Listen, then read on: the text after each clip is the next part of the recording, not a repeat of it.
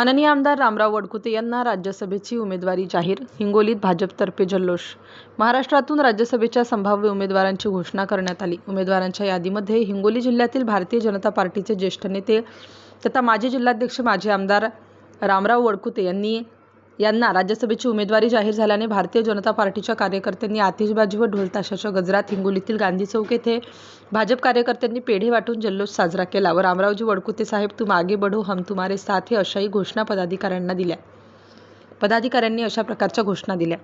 यावेळी भाजपचे जिल्हाध्यक्ष माजी आमदार गजाननरावजी घुगे, फुलाजीराव शिंदे, माजी नगराध्यक्ष बाबाराव बांगर, भाजपा ओबीसी मोर्चाचे हिंगोली जिल्हाध्यक्ष शशिकांत वडकुते, जिल्हा सरचिटणीस उमेश नागरे, नगरसेवक कैलास शहाणे, संदीप वाकडे यांच्यासह अनेक कार्यकर्ते मोठ्या संख्येने उपस्थित होते.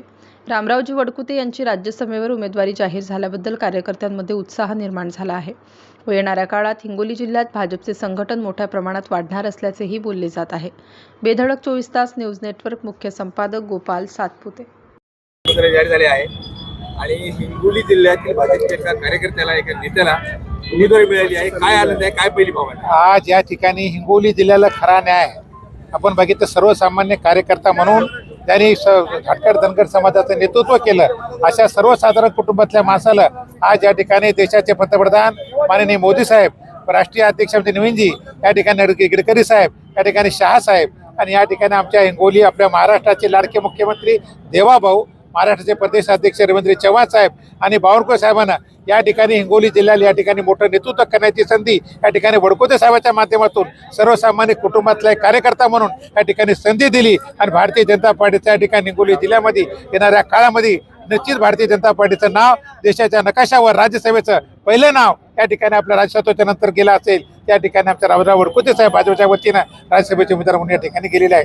म्हणून आमच्या हिंगोली जिल्ह्याच्या वतीनं वडकुते साहेबाला आमच्या सर्व चारही उमेदवारांना आपण या ठिकाणी हार्दिक शुभेच्छा देतो, अभिनंदन करतो आणि येणाऱ्या काळात निश्चितच हिंगोली जिल्ह्याचा कायापालट वडकुते साहेबांच्या हाताने हिंगोली जिल्ह्याचे जे केंद्राचे प्रश्न आहेत ते सोडवण्याच्या या ठिकाणी राहणार नाही. काय या माध्यमातून भाजपला काय मेसेज करायचं? भाजपला मेसेज सर्वसामान्य कुटुंबातला माणूस सुद्धा राज्यसभेवर जाऊ शकतो हा मेसेज या ठिकाणी दिलेला आहे. आपण बघितलं असेल की आमच्या नागपूरच्या भगिनी एक नगरसेवक असलेली महिला या ठिकाणी राज्यसभेवर जाऊ शकते.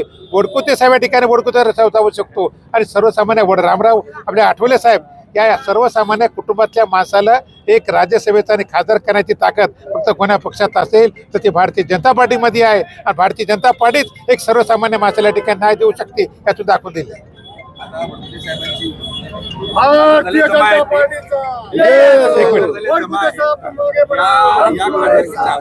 भाजपला विशेष करून ज्या उद्या निवडणूक आहेत, पंचायत समिती आहेत, जिल्हा परिषद, यात कसा पाहिजे का नगरपालिकेत रामराव वडकुते साहेब या ठिकाणी राज्यसभेवर गेल्याच्या कारणानं आमच्या हिंगोली जिल्ह्यातच नाही महाराष्ट्रामध्ये हटकर धनगर समाजाचे नेते म्हणून ते पूर्ण महाराष्ट्रात फिरतात आणि हिंगोली जिल्ह्यात निश्चितच फायदा या ठिकाणी वडकुते साहेबांच्या राज्यसभेमुळे होईल आणि हिंगोली जिल्हा परिषद येणाऱ्या काळामध्ये भारतीय जनता पार्टीचा झेंडा या ठिकाणी फडकेल.